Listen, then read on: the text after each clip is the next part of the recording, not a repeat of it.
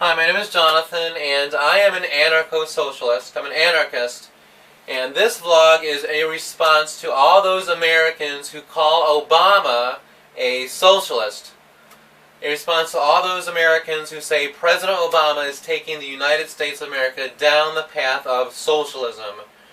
And I want to tell you that is completely impossible because corporations own the U.S. government. So if corporations own the government, then it's impossible for government programs to become socialist. Because corporations own the U.S. government. Corporations own the U.S. Congress. And every single congressman and congresswoman is bought out by U.S.-based multinational corporations. So even if the government takes over all of the private sector, if the government takes over much of the private sector to all of the private sector, while the government is run by corporations, then it's still a capitalist country. It can never become a socialist country if corporations own government.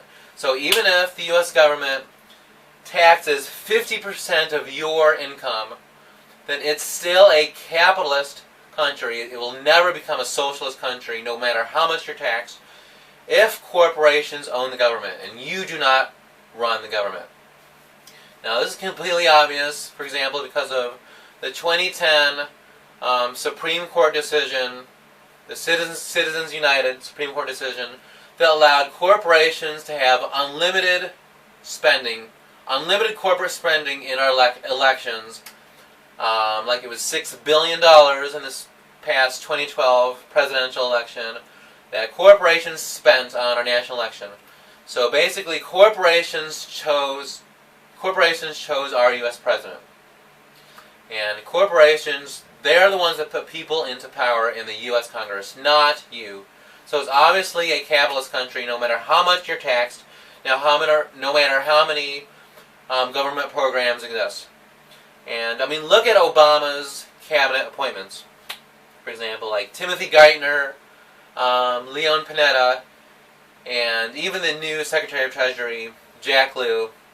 All these guys protected Wall Street over the past 10 years so that Wall Street raped the United States of America financially and strengthened banks. So all of Obama's appointments, these are examples of Obama's appointments, like Leon Panetta, Timothy Geithner, Jack Lew. These people are puppets of banks, basically, and not interested are not concerned about the good of the American people, essentially.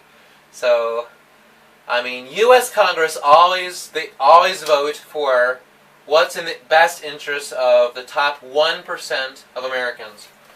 And U.S. Congress always votes in favor of what the lobbies that are supported by U.S.-based multinational corporations, what those lobbies want. So whatever those lobbies want, the U.S. Congress gives in to those lobbies because those lobbies supply lots of money. Those lobbies are backed by U.S.-based multinational corporations. So U.S. Congress is owned by corporations, not owned by you. So you may hate government programs because you don't own them.